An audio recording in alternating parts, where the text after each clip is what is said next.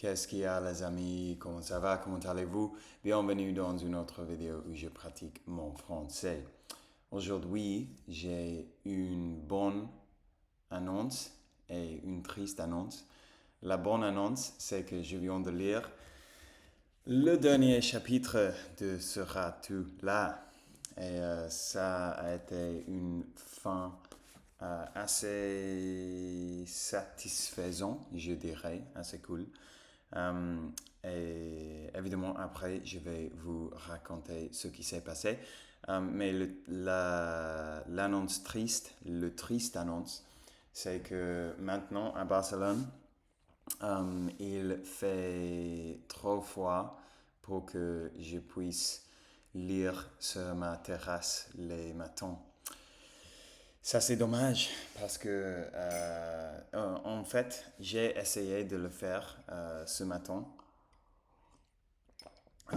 J'ai mis ce sweater, on dit ça. J'ai mis ce sweater et aussi un hoodie. Et aussi, j'ai des pantalons avec, j'ai deux pantalons et deux chaussettes. Mais même avec toutes ces couches, j'étais là, j'ai lu pendant 10 minutes et je me suis dit non, je peux pas, ça fait froid là.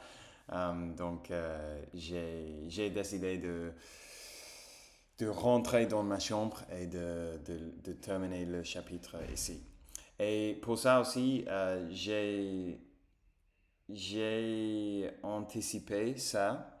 Donc hier, j'ai changé l'arrangement de ma chambre. J'ai changé les positions de plusieurs choses dans ma chambre. Bon, plusieurs pas. Le bureau et le lit. Et donc maintenant, c'est cool parce que quand je lis ou quand je travaille sur mon MacBook, au moins je peux voir la fenêtre et je peux voir l'extérieur. Je vais vous montrer. Donc, oui, c'est comme ça maintenant. Donc, je suis là et au moins j'ai l'impression d'être un peu à l'extérieur. Parce qu'avant, mon bureau était là contre le mur et en gros, ça, c'était ma vue quand je travaillais. Donc, je pense que comme ça, c'est un peu meilleur. C'est un peu étrange aussi parce que maintenant, j'ai ce petit espace. Euh, mais je ne peux pas mettre le bureau contre le mur parce que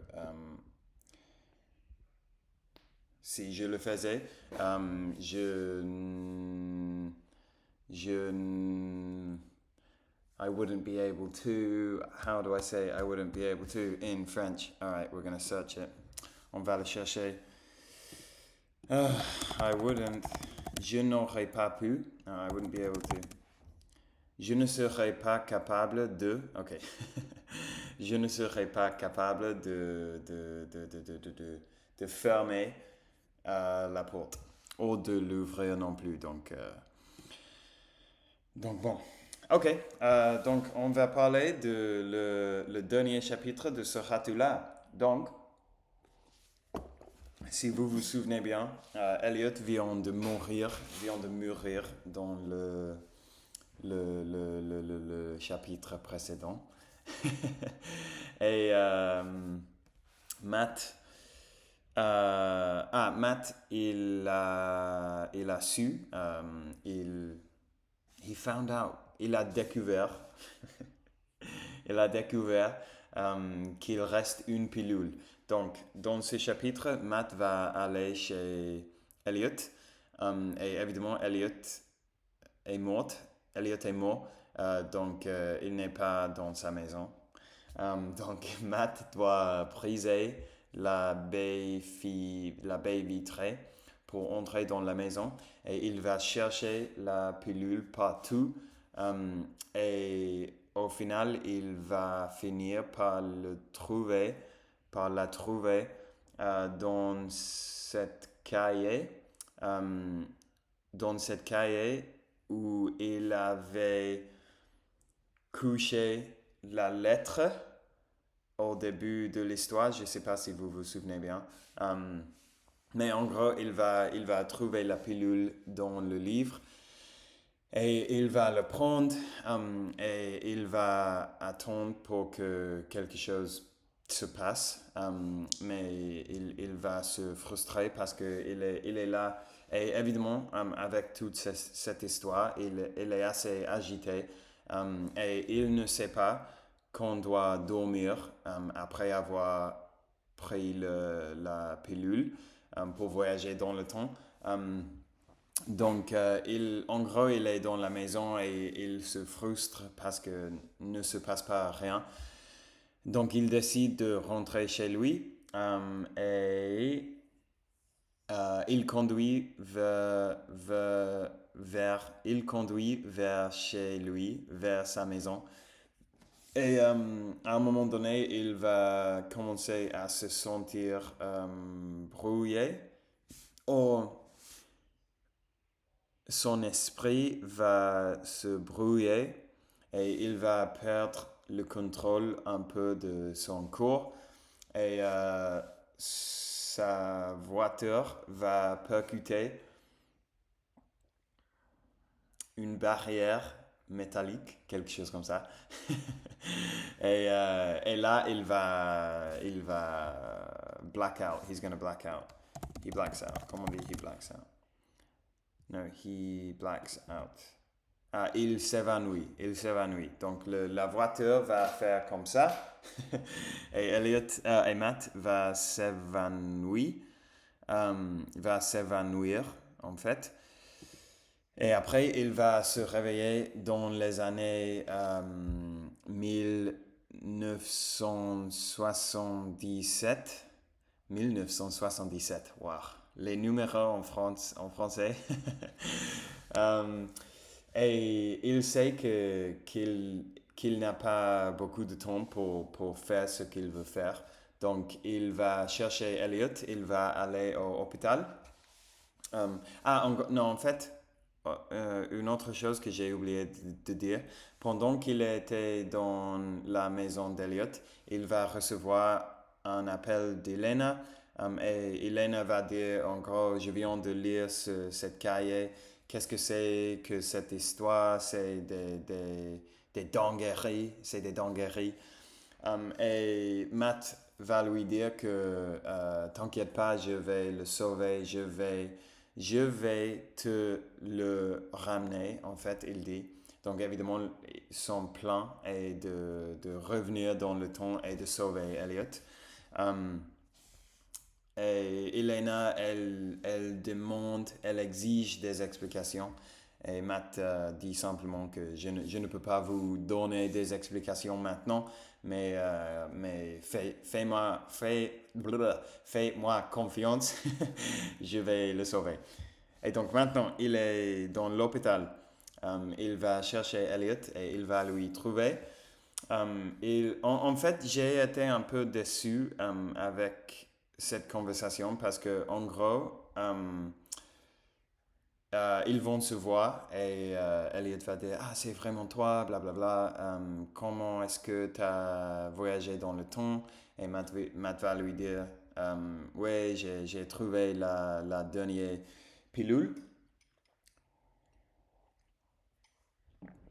et en gros ne se passe pas grand chose à part que Matt va lui dire que tu vas mourir mon pote et tu dois arrêter de fumer.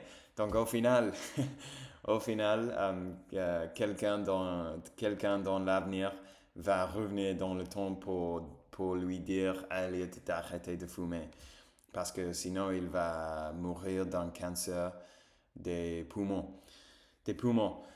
Euh, donc il va lui dire ça et il va lui dire quelque chose comme si t'es toujours là dans 30 ans, viens me chercher. Euh, et après, Matt va disparaître, évidemment, parce que les effets des pilules ne durent pas trop longtemps. Et, et maintenant, Matt va se réveiller à l'avenir et il est dans la voiture et la voiture s'est retournée.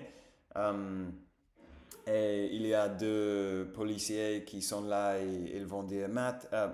Évidemment, ils ne savent pas son prénom, mais ils vont dire ah, est-ce que vous allez bien, monsieur? Blablabla, blablabla.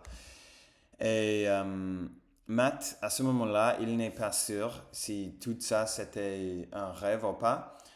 Donc, il va revenir, il va aller chez Elliot et il va voir qu'il n'est pas là et il va penser que toute cette histoire n'était pas vraie. Mais pendant que ça se passe, on va rejoindre Elena un peu. Et Elena est chez lui, chez elle. Et elle va voir que le cahier va s'effondrer, va disparaître. Donc à ce moment-là, elle sait que si le cahier n'existe plus, ça veut dire que Elliot ne l'avait pas écrit et ça veut dire qu'il est vivant. Donc maintenant, Elena va apparaître où Matt est. Wow, ça c'est horrible. Une construction de phrase horrible là. Je suis désolé pour, pour détruire la langue française. La langue française. Euh, et Elena va apparaître et va lui dire à Matt que non, en fait, le cahier a disparu, donc il est vivant. Et après, finalement, dans la dernière scène, Elena va aller à le pont de Golden Gate, qui c'est le pont où elle s'est jetée pour essayer de se suicider 30 ans plus tôt. Et elle va aller là-bas et pour la première fois depuis 30 ans, elle va regarder au-dessus de la barrière. Euh, euh, et, et ça, en gros, je ne me souviens pas pourquoi elle fait ça. C'est comme un geste une geste de représente qu'elle a surmonté quelque chose, que maintenant elle se sent plus à l'aise, plus en paix. Et elle va descendre à la plage, et elle est là sur la plage. Et en gros, elle va voir Elliot. Elliot va apparaître en marchant dans la plage. Et pourquoi pas, je vais vous lire la dernière page. Elena, ok. Elena traversa la rue et fit quelques pas en direction de la plage. Le Golden Gate était tout près et pour la première fois, elle eut le courage de regarder ce pont maudit d'où elle s'était jetée 30 ans plus tôt. Il avait toujours cet éclat magnétique qui le rendait si fascinant. Comme hypnotisée par la lumière du matin, Elena s'avança vers la mer. Sur le rivage, un homme marchait le long des vagues. Lorsqu'il se retourna, Elena put voir son visage et son cœur se serra. Il était là.